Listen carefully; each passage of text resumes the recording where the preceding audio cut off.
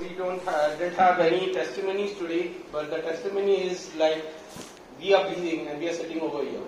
आणि जरी आपण आज साक्ष घेतली नाही तरी ही साक्ष आहे की आपण आज जिवंत आहोत, आपण आज श्वास घेत आहोत. और आज अगर कोई गवाही नहीं हुई, लेकिन सबसे बड़ी गवाही है कि प्रभु ने हमें उसकी जान रखी है और हम उसके द्वारा हम सांस ले रहे हैं. We are not on a ventilator, we are not sleeping in a hospital. आणि आपण हॉस्पिटलमध्ये नाही आहोत आणि आपण व्हेंटिलेटरवर नाही आहोत. But we are in the house of God. पण आपण परमेश्वराच्या मंदिरात आहोत. और हम हॉस्पिटल में नहीं है और वेंटिलेटर पे नहीं, लेकिन प्रभु के सानिध्य में है.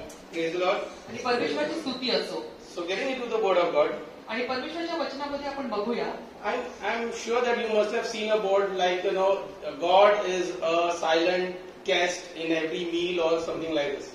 आणि तुम्ही बघत असाल की प्रत्येक गोष्टी परमेश्वर जो आहे तो एक शांत असलेला असा पाहुणा. We have seen a board like, God is a silent guest. आणि आपण एक बोर्ड असं बघितलं आहे की परमेश्वर जो आहे तो एक शांत किंवा गुप्तपणे असा तिथे असलेला एक गेस्ट आहे. और मुख्य तौर से ना मसीह परिवार में ये बोर्ड रहता ही है कि हर एक कॉन्वर्सेशन का छुपा हुआ जो मेहमान है वो प्रभु यीशु ख्रिस्त है. ये ऐसा बोर्ड में तो बहुत फैमिलीज में देखते. So I don't know how you take it, like he is a guest. आणि जो तो पाहुणा आहे हे आपण कशा रीतीने घेतोय मला माहित नाही. और वो एक अतिथि है ऐसा या एक दोस्त एक मेहमान है, हम किस तरह से उसको लेते हैं. So we also find in Bible one incident wherein Jesus has been called as a guest. आणि आपण अजून एका पवित्र शास्त्रामध्ये बघतो की जिथे येशू हा एक अतिथी आहे. और हम देखते हैं कि पवित्र शास्त्र में भी एक ऐसे दाखला है जहाँ पे हम देखती है कि प्रभु यीशु मसीह को मेहमान की तरह से बुलाया गया है. John 2:1-12. Yohan 2:1-12. We'll not read it, but we'll open the Bible to John 2. John 2. योहानाचं पत्र 2रा अध्याय 1-12. Okay. And the background of this is, आणि ह्याचं बॅकग्राऊंड असं आहे और इसकी पार्श्वभूमि इस तरह से है like Jesus has been baptized. की येशूचा बाप्तिस्मा झाला आहे. Now he has disciples with him. आणि त्याचे सेवक तिथे आहेत. And he's been called as a guest in a marriage. आणि तिथे त्याला एक अतिथी म्हणून बोलवलं आहे काय लग्नामध्ये. और इसकी पार्श्वभूमि ऐसी है कि प्रभु का बपतिस्मा हुआ है और उसी गांव में एक शादी है और प्रभु को मेहमान के तौर से वहाँ पे बुलाया गया है. Jesus and his disciples have been invited as a guest. आणि येशू आणि त्याचे जे सेवक आहेत त्यांना तिथे एक अतिथी म्हणून बोलवलं आहे. और प्रभु यीशु मसीह को और उसके जो चेले हैं उनको उस जगह पर एक मेहमान की तरह की ओर से बुलाया है. And along with it, Jesus' mother is also there. Mary is also there. आणि तिथे येशूची माता पण आहे, तिथे मेरी पण आहे. और वहाँ पे यीशु मसीह की माँ भी मौजूद है. And now the marriage is going on, enjoyment is going on, everything is going very smoothly. आणि तिथे लग्न चालू आहे, तिकडे सगळं एकदम आनंद चालू आहे, सगळं एकदम व्यवस्थित रित्या चालू आहे. और पूरी तरह से शादी का माहौल और मौज मस्ती वहाँ पे है. And in the midst of this, आणि ह्या सगळ्याच्या मध्ये और इसके बीच में there is a situation, there is a problem. आणि तिथे एक अशी परिस्थिती निर्माण होते की तिथे अडचण होते. और वहाँ पे ऐसे सब माहौल में एक समस्या आती है. How can this happen? आणि हे कसं होऊ शकतं. When I have planned everything, when I have done everything, I have engaged experts in this marriage. आणि असं आहे की तिथे सगळ्या गोष्टींची तयारी पूर्ण तयारी आधीपासूनच झालेली आहे, सगळ्या गोष्टींची पूर्वतयारी झालेली, आता हे असं कसं झालं. और जो ऐसी समस्या हो गई कि बावजूद सब तैयारी को ध्यान रखते हुए जो किया है, फिर भी ये समस्या वो शादी में आ उठी. Now if you see in verse 9, it is said that there is a master of ceremonies. आणि तुम्ही 9व्या वचनामध्ये जर बघाल तर तिथे आहे की द्राक्षरस बनलेले द्राक्षारस बनलेले पाणी भोजनाकार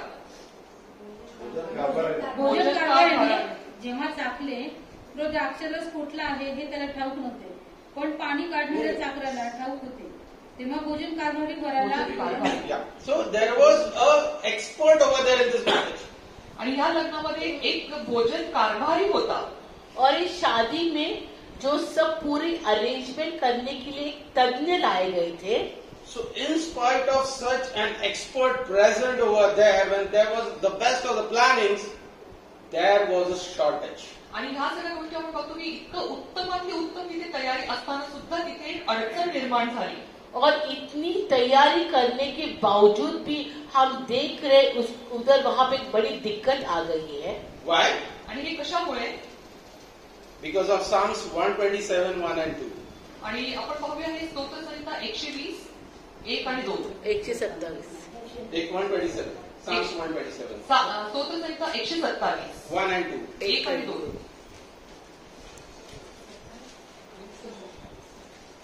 परमेश्वर जर घर बांधित नाही तर ते बांधणाऱ्याचे श्रम व्यर्थ आहे.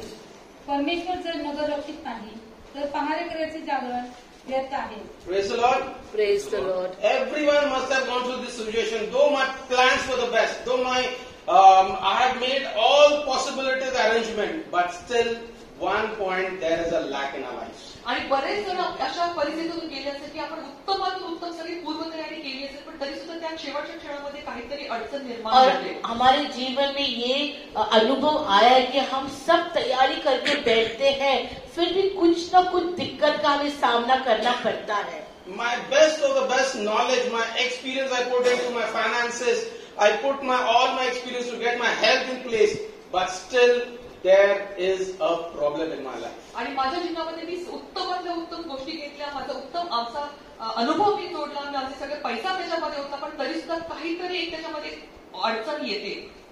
और जो हमारे जीवन या हमारे जो प्लानिंग या हमारे खुद के लिए हो या हमारे घर के लिए हो, उसमें हम ऐसे देखते कि हम पूरी तरह से योजना करते हैं, लेकिन उस योजना में भी हम देखते कुछ ना कुछ ऐसे दिक्कतें आते हैं. And we ask a question to God, why this situation in my life? आणि मग आपण परमेश्वराला विचारतो की ही अशी परिस्थिती माझ्या जीवनामध्ये का आली. फिर वही सवाल हम प्रभु को पूछते हैं कि इतना करने के बाद भी मेरे जीवन में ऐसी बात क्यों आई. Why this in my life? And the answer is Isaiah 55:8. आणि मग आपण परमेश्वराला विचारतो की असा प्रश्न येतो की माझ्या जीवनामध्ये अशी अडचण का आली. त्याचं उत्तर असं आहे की यशायाचं पुस्तक 5वां अध्याय 8, 55:8. और प्रभु को हम पूछते हैं कि प्रभु ये सब करने के बावजूद ये परिस्थिति मेरे जीवन में क्यों आहे. तो यशाया 55:8 पढ़ेंगे. कारण माझ्या कल्पना तुमच्या कल्पना नव्हत, माझे मार्ग तुमचे मार्ग नव्हत असे परमेश्वर म्हणतो. Praise the Lord. Praise God. God has never promised that you will never have a promise, but He has a promise that in the midst of a problem, He will be there with you. आणि परमेश्वराला आपल्याला सांगते की कुठल्याही अडचण आली की त्या अडचणींमध्ये मी तुमच्या बरोबर असेल.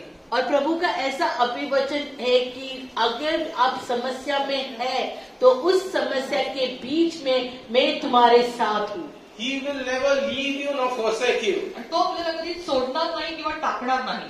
और वो कभी हमें छोड़ेगा नहीं या त्यागेगा नहीं. But we have a wrong notion that once we are in faith, there will be no problems in our life, or there should be no problems in our life. पण आपल्याला असं वाटतं, आपल्या मनामध्ये असं वाटतं की जेव्हा आपण विश्वासामध्ये असतो तेव्हा आपल्या जीवनामध्ये कुठल्या अडचणी येणारच नाही. और हमारे पे एक हमारे ऐसे गलत ख्याल है या गलत सोच है कि जब हम प्रभु में आते हैं और जब हम प्रभु में बने रहते हैं तो हमारे जीवन में हमें कोई समस्या आएगी नहीं और कोई समस्या हमें छू भी नहीं सकती है. In fact, we go to that extent that why my faith is, what is my faith I am in. आणि मग जर आपण असा विचार करत असतो तर आपला विश्वास कुठे आहे. और फिर हम ऐसे सोचना लगते हैं कि फिर हमारा विश्वास क्या है और मैं क्या हूँ और मेरा विश्वास क्या है. Or why should I put a faith in this God when in the midst of though I am doing all things, but nothing is going correct my way. आणि मग आपण आपला विश्वास जो आहे तो डगमगू लागतो आणि आपण विचार करू लागतो की अरे मी जर असा माझ्या जीवनामध्ये गोष्टी घडत नाही तर मी ह्याच्यावर विश्वास का ठेवू.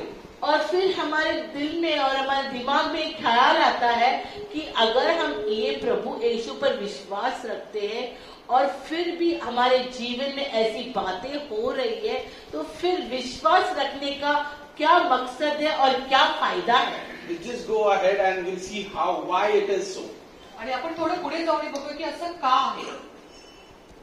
Okay, so now verse 3, they have a problem like shortage.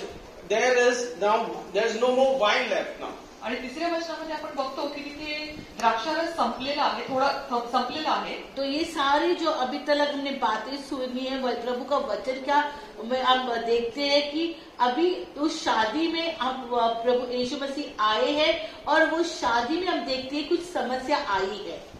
So and Jesus' mother is also there and she requests Jesus to do something. आणि येशूची तिथे माता पण असते आणि ती त्यांना काहीतरी विनंती करते. और हम देखते कि यीशु मसीह की माता वहाँ पे उपस्थित है और वो यीशु मसीह से कुछ विनती करती है. But what does Jesus reply her in verse 4? That woman, and then he replies her. आणि चौथ्या वचनामध्ये येशू काय म्हणतो की बाई, आणि मग तो तिथे उत्तर देतो. और फिर चौथी आयत में ऐसे वो प्रभु अपनी माँ को ऐसे जवाब कैसे देता है कि हे स्त्री. But in Bible, Jesus never addressed Mary as his mother. That's a different thing. But mind you, Jesus never accepted her or he never addressed her in Bible as her mother.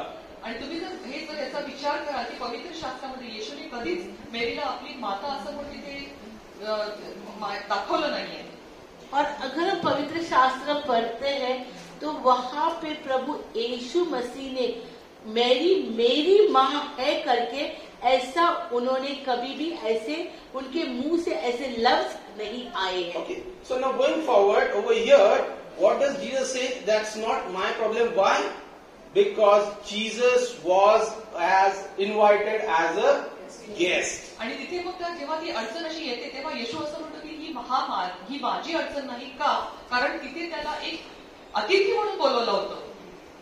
और प्रभु यीशु मसीह जब वो अपनी माँ से वार्तालाप करते बात करते तो वो बोलते ये स्त्री ये मेरी समस्या नहीं है. वो सुनने में थोड़ा ये लग रहा है लेकिन प्रभु को उस जगह पर एक मेहमान की ओर से बुलाया गया था और उसी के लिए वो प्रभु ने ऐसे जवाब मेरी को दिया है. And what is expected from a guest? आणि तिथे जे आलेले जे अतिथी आहेत त्यांच्याकडून काय अपेक्षा असते.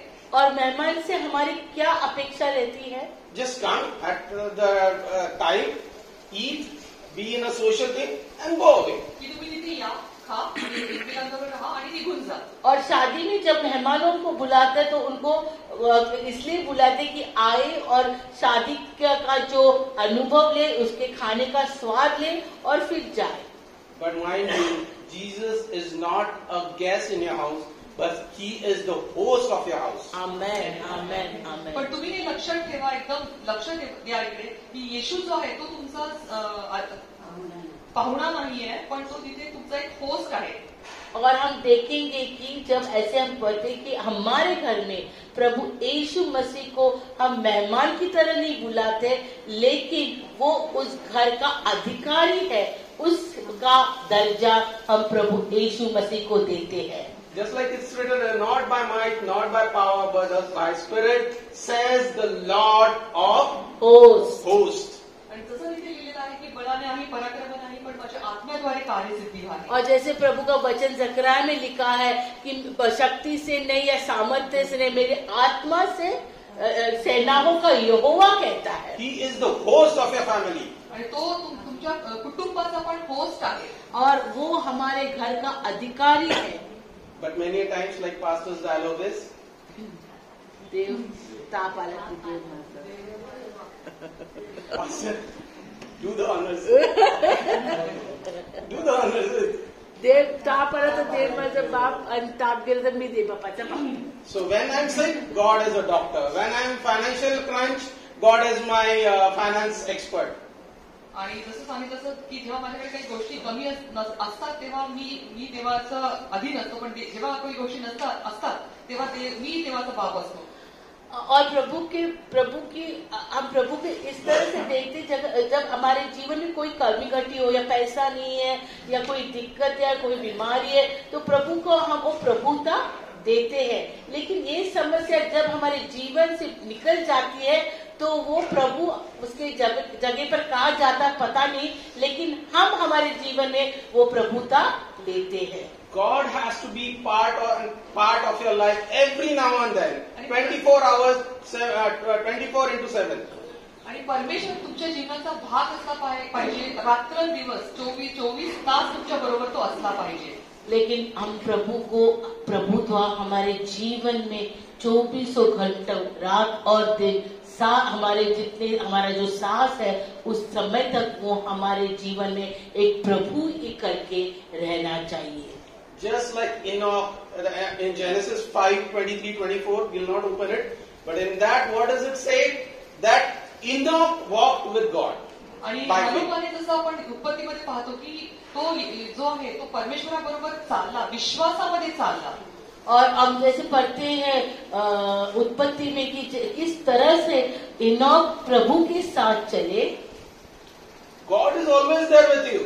परमेश्वर जो आहे तो नेहमी आपल्या बरोबर असतो. प्रभु हमेशा हमारे साथ है. But the question is, are you walking with God पण in faith? प्रश्न हा आहे की काय आपण त्याच्याबरोबर विश्वासामध्ये चालतो आहे का. तो आज प्रभु तो हमारे साथ है, लेकिन एक सवाल उठता है कि क्या हम प्रभु के साथ चल रहे हैं क्या. Over here in Genesis 5, it's not said that God walked with Enoch, but it said Enoch walked with God. आणि उत्पत्तीमध्ये 5व्या अध्यायामध्ये असलेले की असं नाही लिहिले की हनोक परमेश्वर हनोकाबरोबर चालला, पण हनोक परमेश्वराबरोबर चालला.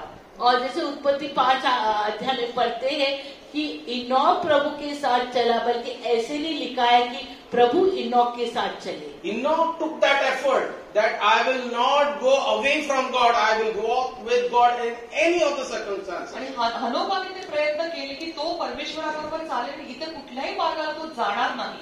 और हनोक ने ये प्रयास किया कि मैं प्रभु के साथ चलूंगा, और बल्कि प्रभु ने प्रयास नहीं किया था. It was a deliberate effort from Enoch to walk with God, though obviously he might have gone through any circumstances now. आणि हनोकाने हा घेतलेला एक स्वतःचा एक निर्णय निश्चय होता की तो परमेश्वराबरोबर चालेल, तो कुठल्याही परिस्थितीत असला असता तरी. और इनोक ने लिया हुआ एक निर्णय था, जानबूझकर लिया हुआ निर्णय था कि कोई भी परिस्थिति हो मैं प्रभु के साथ चलूंगा. Because when we see, I have decided to follow Jesus, no turning back, no turning back. कारण आपण हे म्हणतो की मी परमेश्वराच्या मागे जाईन, मी पुन्हा पाठ फिरवणार नाही, मी पुन्हा पाठ फिरवणार नाही. और वो हम गीत गाते कि यीशु के पीछे मैं चलने लगा, न लौटूंगा न लौटूंगा. Though there might be the worst situation, though there might be most financial crunch, though your health might be deteriorating from bad to worse, but still Hanok walked with God. आणि किती जरी वाईट परिस्थिती असेल, किती कठीण परिस्थिती असेल, तुम्ही आजारामध्ये असाल किंवा तुमच्याकडे आर्थिक अडचण असेल, पण त्याने ते प्रयत्न केले की मी परमेश्वराबरोबरच चालेल. और जो हनोक का निश्चय था कि मेरे कोई भी परिस्थिति हो, मेरे शरीर को बीमारी आए, मेरे आर्थिक परिस्थिति निकल जाए, कुछ भी समस्या आए, लेकिन मैं प्रभु के मार्ग से नहीं हटूंगा, लेकिन प्रभु के साथ मैं चलूंगा. Now, going forward in verse 6, what does it say? In the midst of all this, there were 6 stone jars kept over here. आणि या सगळ्यामध्ये 6व्या वचनामध्ये लिहिलं आहे की तिथे पाण्याचे 6 दगडी रांजण होते. Now, और 6वीं आयत में ऐसे लिखा है कि वहां पे 6 ऐसे बड़े बड़े पत्थर के ऐसे बॉटल्स थे. क्या थे? मटके. And in that, each vessel, approximately 75 liters of water must have been filled. Now, आणि अंदाजे त्या मटक्यांमध्ये 75 लिटर पाणी भरलेलं असावं. और वो मटके की कैपेसिटी थी 75 लीटर पानी भर सकते थे. so all 6 made together, it like approximately 750 liters of water. आणि जर का आपण याचा गुणाकार केला तर हे 750 लिटर तिथे पाणी असेल. और वो 6 मटकों में 750 ऐसे पानी बैठ सकता था. Now, if you see, what was these vessels used for? आणि तुम्ही जर बघाल तर ह्या रांजणाचा उपयोग कशासाठी केला जातो? और ये मटकों का किसके लिए इस्तेमाल कर रहे थे? Just to wash, ceremonial washing. फक्त धुण्यासाठीच उपयोग केला जात और असावा. वो पानी का इस्तेमाल सिर्फ धोने के लिए करते थे. Just to wash your hands and feet and everything. आणि तुमचे फक्त हात पाय धुण्यासाठी त्याचा उपयोग केला होता. और अपने पैर धोने के लिए उसका इस्तेमाल करते थे वो. Okay? And when the situation came, what does Jesus tell the servants? That fill all these vessels with water. आणि जेव्हा ही अशी परिस्थिती उद्भवते तेव्हा येशू काय सांगतो की ह्या सगळ्या रांजणांना तुम्ही पाण्याने भरून टाका. और जब ये समस्या आती है और प्रभु के पास उनकी माँ कहती है तो प्रभु क्या करते हैं उसके वहाँ के लोगों को कि एक पूरे मटकों को पानी से भर दो. Now see, the situation is, now Jesus is in the control. आणि आता तुम्ही बघताय की ह्याचा सगळ्याचा ताबा येशूने घेतलेला आहे. और अभी परिस्थिति का काबू किसने लिया है? प्रभु यीशु मसीह ने. And the vessels have been filled with water. आणि जे रांजण आहेत ते पाण्याने और भरलेले आहेत. मटकों को पानी से भर दिया. And what have they now converted into? आणि त्याचं रूपांतर कशात होतं? और वो पानी का क्या बन गया अभी? द्राक्षारस.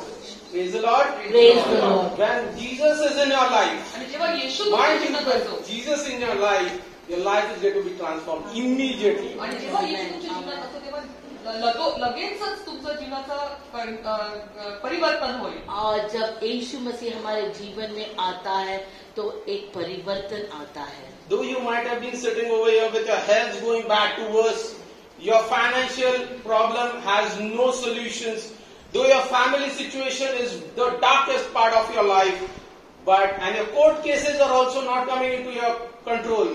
But mind you, when Jesus is not the host, when Jesus is not the guest but the host, situation has to change. Amen, amen, amen. आणि जेव्हा तुम्ही बघता की तुम्ही इथे जरी बसले असाल आणि तुमच्याकडे तुमची तब्येत एकदम खराब असेल, तुम्ही आजारी असाल, तुम्ही खूप आर्थिक अडचणींमध्ये असाल किंवा तुम्हाला कितीतरी वाईट अशा गोष्टी असतील, तुमचे कोर्ट केसेस चालू असतील, पण जेव्हा येशू तुमचा कंट्रोल घेतो तेव्हा तो तुमचा पाहुणा राहत नाही, पण तुमच्या जीवनातल्या सगळ्या गोष्टींचा अधिकार तो घेतो. और जब हमारी परिस्थिति बहुत ही भयानक होती है, आर्थिक हो, शारीरिक हो, बीमारी हो, घर में कुछ ऐसे अनबन ऐसी रहती है, लेकिन जब हम प्रभु को वो प्रभुता देते, उसके एक मेहमान का दर्जा नहीं लेकिन एक अधिकार या का दर्जा देते हैं, प्रभुता देते हैं, तो हमारी परिस्थिति को वो बदलता है. And you imagine these 6 vessels just to use for washing are now being now the center of attraction with wine in it.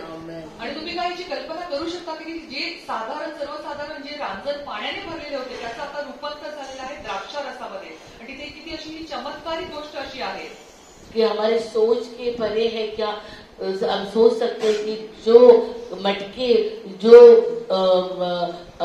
हाथ पैर धोने के लिए रखे थे वो असाधारण मटके अभी उसमें एक ऐसा उसके द्वारा ऐसा काम हो रहा है जो बहुत ही असाधारण है. Can you imagine when the wine is finished, now they have 750 liters of wine to enjoy. आणि काय तुम्ही याची कल्पना करू शकता की जेव्हा तिथला द्राक्षारस संपलेला आहे त्याच्यानंतर त्यांना अधिक आणि अधिक 750 लिटर अजून द्राक्षारस तिथे उपलब्ध झालेला आहे. और अब सोच भी ले सकते हैं अगर पूरे गेस्ट ने वो द्राक्षारस पी के भी आज उस चांदी में 750 लीटर आज वहाँ पे द्राक्षरस और बचाव और आ गया है. And children of God, when you submit yourself to God, you become a source of blessing to others. Amen. You hold God's blessing in you. You become a center of attraction, and you become not the head. You become the head and not the tail. Amen, amen, amen. आणि जेव्हा तुम्ही स्वतःला समर्पित करता त्या परमेश्वराकडे तेव्हा तुम्ही एक अट्रॅक्शन बनता, तेव्हा तुमच्या जीवनामध्ये आशीर्वादच होतात येतात आणि तुम्ही सुद्धा इतरांसाठी सुद्धा एक आशीर्वाद बनता. और जब हम प्रभु को वो प्रभुता देते हैं तो प्रभु हमारे जीवन में ऐसा कार्य करता है, तो वो हम एक पूज बनने के बदले हम क्या बनते हैं, हम एक मस्तक बन जाते हैं. And what does verse 9 and 10 say? आणि 9व्या आणि 10व्या वचनामध्ये काय लिहिलं आहे? द्राक्षरस बनलेले पाणी भोजन कारभाराने जेव्हा चाखले तो द्राक्षरस फुटला आणि त्याला ठाऊक नव्हते, पण पाणी काढणाऱ्या चाकलेला ठाऊक होते.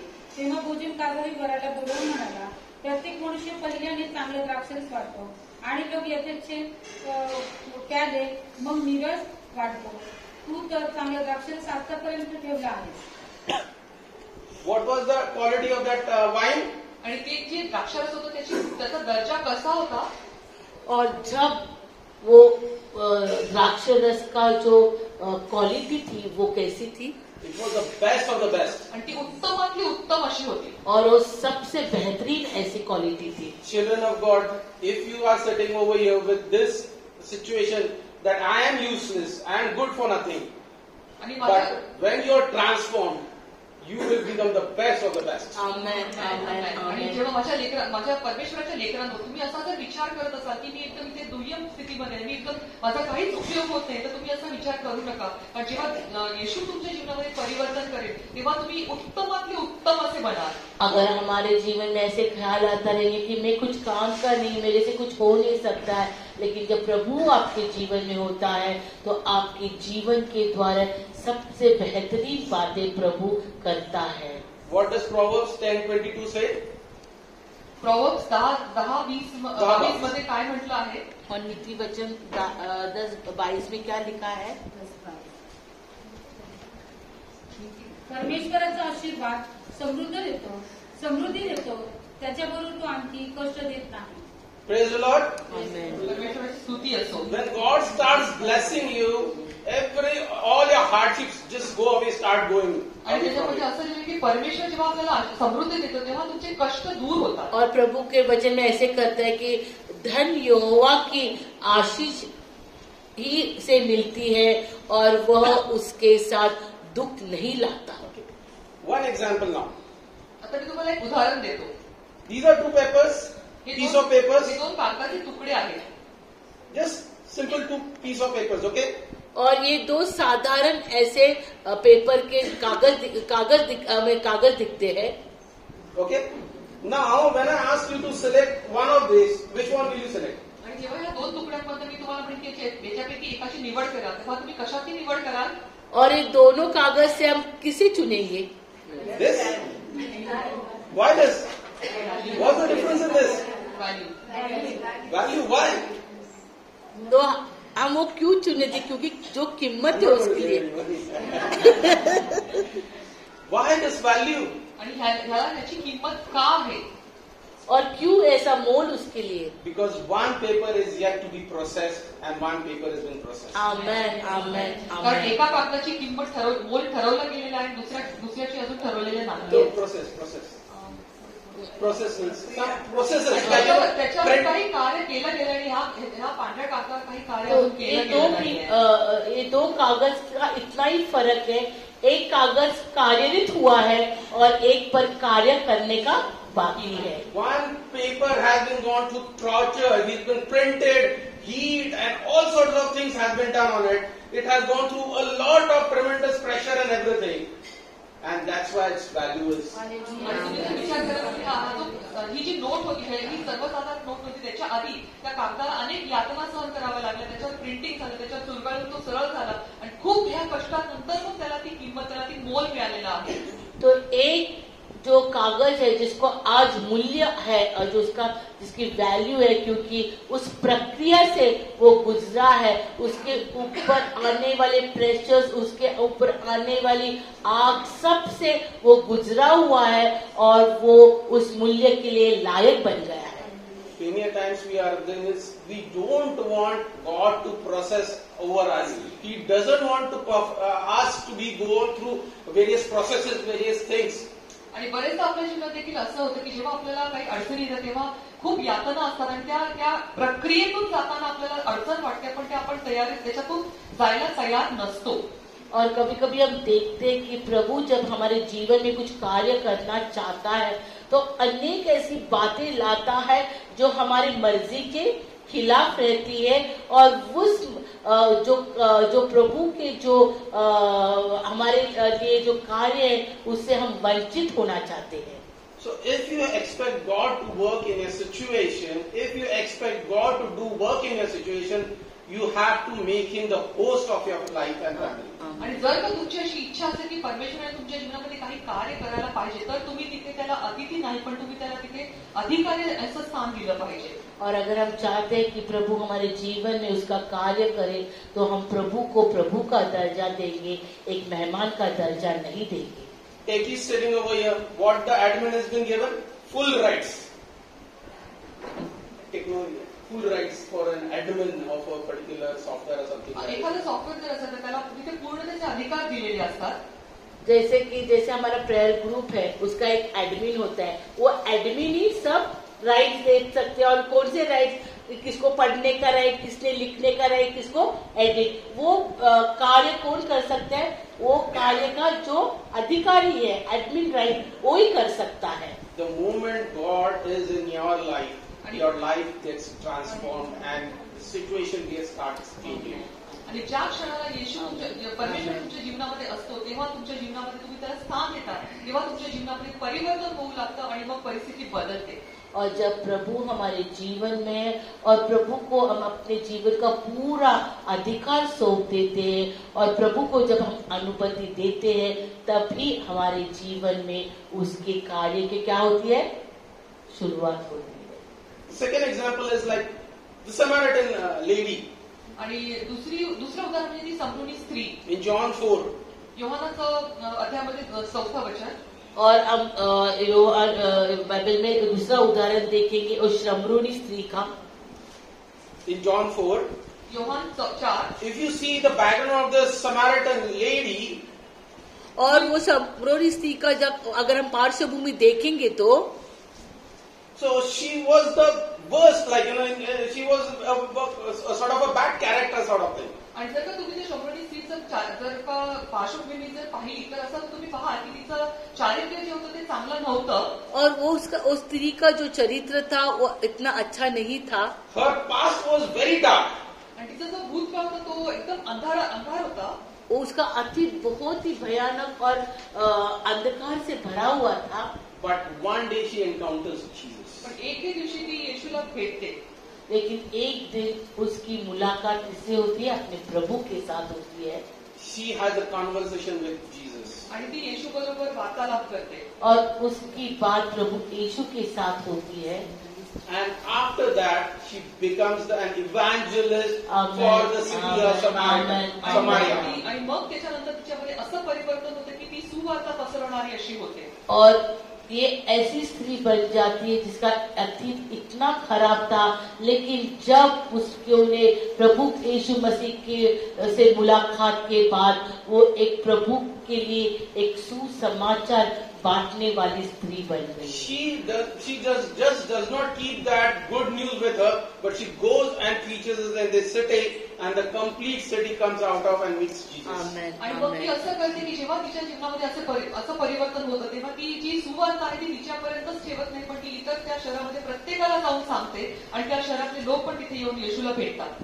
और वो ऐसी स्त्री बन जाती है जो उसके लिए वो सुसमाचार नहीं रखती है, लेकिन उसके गांव और उसके इलाके में वो जाके वो बताती है. And what does the complete city testifies in John 4:42, verse 42? आणि योहान 4:42 मध्ये पूर्ण शहर जे आहे ते काय साक्ष देतं? आणि ते त्या स्त्रीला म्हणाले, आता तुझ्या बोलण्यावरूनच आम्ही विश्वास ठेवतो असे नाही, कारण आम्ही स्वतः ऐकले आहे व हा कच्ची जगाचा तारणार आहे ते आम्हाला कळाले आहे. Praise the Lord. Praise the Lord. The complete city testifies not just because you are saying, but we have testified Jesus is the Savior and the Messiah that we are looking forward for. आणि मग जशी ह्या स्त्रीने जाऊन त्या पूर्ण शहराला तिथे साक्ष दिली की जो येशू आहे तो तारणार आहे, तसंच आपण पण आपल्या जीवनामध्ये आपल्या शहराला असं तारण देऊ शकतो. तो उस समय सब लोगों ने क्या किया कि स्त्री को क्या था, अब हम तेरे कहने से ही विश्वास नहीं करते क्योंकि हमने आप ही सुन लिया और जानते हैं कि यही सचमुच में जगत का उद्धारक है. Children of God, you have had testimonies. You have tasted Jesus, God in your past, but still, are you evangelizing? Are you telling others your testimonies? आणि परमेश्वराच्या लेकरांनो, तुमच्या जीवनामध्ये येशू आहे, तुम्ही येशूला चाकलं आहे, पण तुम्ही त्याच्याबद्दल बरोबर काय करतात, काय तुम्ही ती सुवार्ता इतरांना सांगत आहात की नाही आहात? और जैसे हमने कर जाना है कि यहोवा भला है और उसकी सारी भलाई हमने जानकर ये जो भलाई का अनुभव हम दूसरों के साथ बांट रहे हैं क्या? Children of God, the end times are very near. Our very near ones, our very dear ones, our very friends, our very close people, so-called Christians, are perishing. आणि परमेश्वराच्या लेकरांना तुम्ही याचा विचार करा की आपले जे जवळचे, आपल्या कुटुंबातले, आपले मित्र मैत्रिणी, आपले अजून अधिक जवळचे प्रिय जे आहेत ते त्यांचा नाश होत आहे. और प्रभु के आने का समय बहुत ही नजदीक आया है. हम अंतिम घड़ी में आ गए हैं. और क्या आज हमारे परिवार, हमारे रिश्तेदार, हमारे दोस्तों को ये सुसमाचार हमने बांटा है? What are you saying, Amit? We are still in our midst of a cross situation, and what are you saying that we have to go and teach to others? आणि तुम्ही कदाचित विचार करत असाल की अरे अमित भावा, तू आम्हाला काय सांगत आहे? आम्ही आमच्या अडचणीमध्ये आहोत किंवा आम्ही त्या प्रक्रियेतून जात आहोत आणि आम्ही इतरांना काय सुवार्ता सांगणार? तो फिर हम ऐसे कहेंगे कि अभी हम ही कुछ समस्या से गुजर रहे हैं, अभी हमारे जीवन में इतनी अनबन है, और फिर ये हम दूसरे लोगों को क्या सुसमाचार करके बताएंगे? But I want to tell you today, Satan is not going to leave you till the last breath of yours. He is going to be behind you every now and then. So you're not going to go away from their troubles. They are going to be there. But you have to listen to God's word. Go and meet disciples in the world. आणि मला सांगू द्या की तुम्हाला शैतान जो आहे तो तुम्हाला सोडणार नाही, तो तुमच्या मागे मागे असणार, शेवटच्या क्षणापर्यंत असणार आहे. पण तुम्ही परमेश्वराचं कार्य करायचं, तुम्ही त्याची सुवार्ता पसरवायची, त्याचं कार्य करत राहायचं आहे. तब एक गुड न्यूज है, शैतान के आपको छोड़ने वाला नहीं है. हाँ, ओके. तो अभी हमको प्रभु को ही पकड़े रखना है और उसके बारे में सबको जाके बताना है. Okay. Now, if you have to have a transformation in your life, आणि जर का तुम्हाला तुमच्या जीवनामध्ये एक परिवर्तन हवं असेल, अगर हमारे जीवन में हमें बदलाव चाहिए, you have to have a hunger.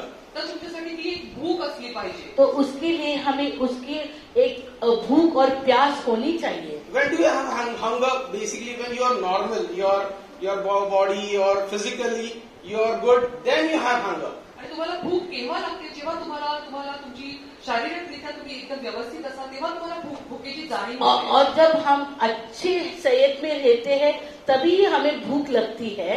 When you are sick, you won't have any hunger or anything or eagerness to eat food or anything like this. आणि जर का तुम्ही आजारी असाल तर तुम्हाला भूक ताण असं काही असं त्याच्यासाठी उत्कंठा अशी लागत नाही. और जब हम बीमार होते हैं तो हमें कोई खाने पीने की ख्वाहिश नहीं रहती है. In the same way, if you are spiritually strong, then only you have the hunger for God. आणि अशा रीतीने जेव्हा तुम्ही आत्मिकरित्या जर का तुम्ही मजबूत असाल, ताकदवान असाल, तरच तुम्हाला प्रभूसाठी तहान आणि भूक असेल.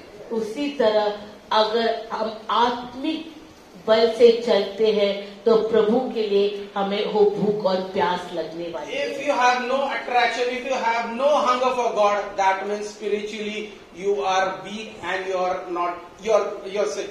आणि जर का तुम्हाला परमेश्वरासाठी भूक आणि तहान नसेल तर तुम्ही आत्मिकरित्या तुम्ही व्यवस्थित नाही आहात. और अगर हम आत्मिक ओर से बीमार कैसे समझेंगे? अगर हमें प्रभु का प्यार नहीं है, प्रभु के लिए कोई भूख और प्यास नहीं है, तो हम आत्मिक रीति से बीमारी है. We have to have that hunger and thirst for God to transform your life. He is not just going to come and heal you or do anything in your life. आणि आपल्याला अशा परमेश्वरासाठी अशी तहान आणि भूक असलीच पाहिजे. जोपर्यंत आपल्याला तशी तहान भूक नसेल तर तो तुमच्या जीवनामध्ये येऊन काही कार्य करणार नाहीये.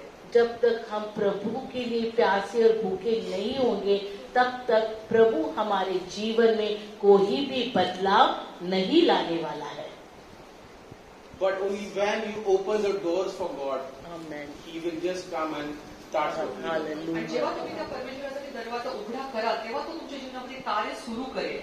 और जब हम प्रभु को अनुमति देंगे, उसके लिए हम द्वार खोलेंगे, तभी वो आकर हमारे जीवन में कार्य करने को शुरुआत करेगा. And when Jesus, basically what is over here somewhere it is written, Jesus did that miracle to glorify Him. और प्रभु ने ये जो चमत्कार किया वो उसके गौरव के लिए किया. आणि येशूने जो चमत्कार केला तो त्या परमेश्वराच्या गौरवासाठी केला. But in other way, if you say, if God has to be glorified, He will do work in your, He will do miracles in your life. आणि जर दुसऱ्या रीतीने आपण पाहिलं तर परमेश्वराला जर कार्य करायचं असेल तर तो तुमच्या जीवनामध्ये चमत्कार करून आणेल. और अगर प्रभु का गौरव और प्रभु को अपना गौरव करके लेना है, वो किसका इस्तेमाल करेंगे? हमारा इस्तेमाल करेंगे, हमारे जीवन के द्वारा वो चमत्कार करेंगे. No, the other, it's like, if God's glory has to be there in your life, He will do miracle in your life. आणि जर का परमेश्वराचा गौरव व्हायचा असेल तर तो तुमच्या जीवनामध्ये चमत्कार घडवून आणेल. अगर प्रभु का गौरव हमें दिखना है तो प्रभु वो चमत्कार करने वाला है.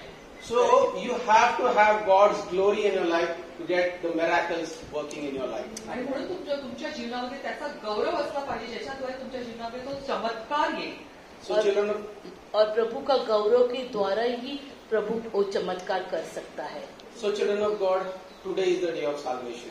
आणि म्हणून परमेश्वराच्या लेकरांनो आजचा हा दिवस जो आहे त्याचं जेव्हा आपलं तारण होणार आहे. आज ही उद्धार का दिन है. Situation is very bad outside. आणि बाहेर परिस्थिती एकदम कठीण आहे. और दुनिया में परिस्थिति भयानक है. We all must have been sitting over here with one or two issues which is not been solved for years, months, days together. आणि आपण इथे जे बसलेलो आहोत त्याच्या प्रत्येकाच्या जीवनामध्ये एक दोन अशा अडचणी असतील की ते कित्येक काळापासून एक दोन महिने आठवडे किंवा कित्येक काळापासून त्या अडचणी समस्या त्याचं निरसन झालं नसेल. और हम जो यहाँ पे बैठे, कोई ना कोई परिस्थिति हमारे जीवन में जिसका अभी भी ऐसे हमको सुलझाव हम नहीं मिला है, किया नहीं है. Though we have been struggling, we have been praying, we have been fasting, we have been doing all sorts of rituals. आणि आपण प्रार्थना करतोय, उपास प्रार्थना करतोय आणि बऱ्याच काही अशा गोष्टी पण करतोय पण तरी सुद्धा काही उत्तर मिळत नाहीये. और वो समस्या से हल मिलने के लिए हमने बहुत दुआ की, हमने बहुत उपवास किए और अन्य कार्य किए जिससे हम उससे बाहर निकल सकते हैं. But one thing is been left now. पण एक गोष्ट आता राहिलेली आहे. एक ही बात बची है, Total submission. पूर्ण समर्पण. तो अभी एक ही बात है, पूर्ण समर्पण चाहिए. He is not the guest, but he is the host of your life. आणि तो जो आहे तो तुमचा अतिथी नाहीये पण तो तुमचा अधिकारी आहे. We just have to accept him as the host of your life. आणि जसं आपण त्याला तसा रीतीने स्वीकारायचा आणि जसं की तो आपला अधिकारी आहे. And just like Enoch walked with God. आणि जसं हनोक त्याच्या परमेश्वराबरोबर चालला त्या रीतीने.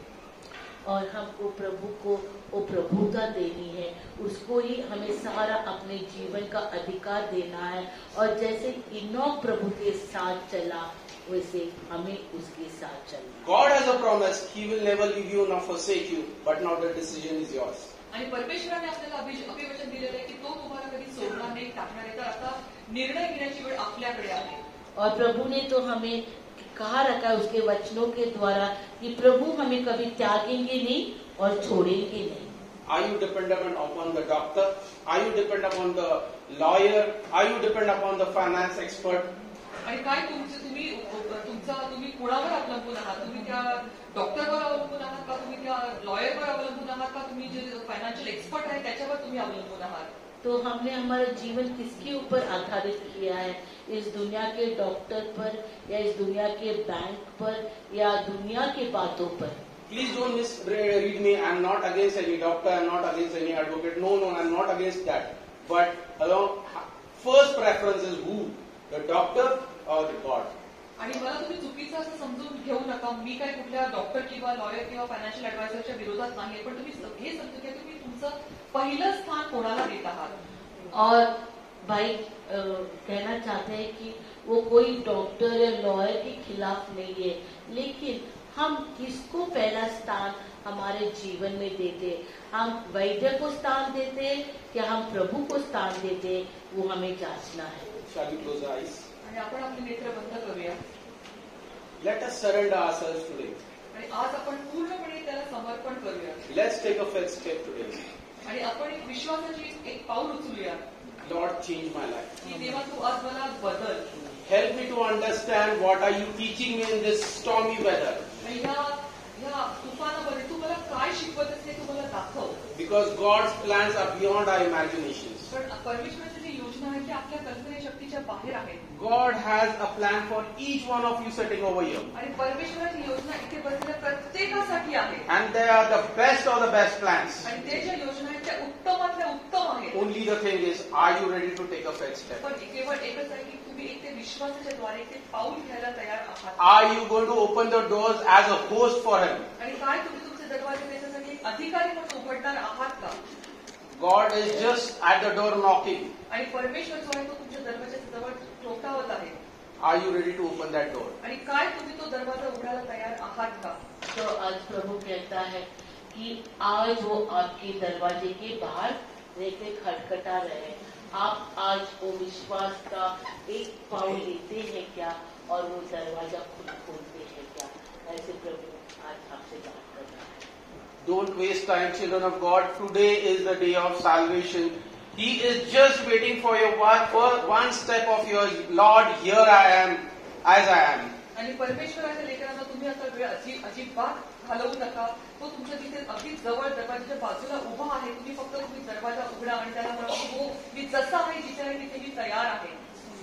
और आज हम विनती करते हैं आपसे और हम सब प्रभु के का कोई भी टाइम बर्बाद नहीं करेंगे, लेकिन आज हम प्रभु के लिए अपना दिल का दरवाजा खोलेंगे. Here I am, as I am, Lord. Take me, accept me, shape me, mold me as you like. आणि होय परमेश्वरा मी इथे आहे जसा मी आहे जसा आहे तसा तू मला स्वीकार कर आणि मला आकार दे आणि मला माझं परिवर्तन कर. और जिस तरह मैं हूँ प्रभु मुझे आज बदल, मैं तेरे लिए आया हूँ करके. Just like that prodigal son, he wasted all his life, he wasted all the money, but he took one decision: I will go back to my father's house. आणि जसे ते थोडा पुत्र होते त्यांनी त्याच्या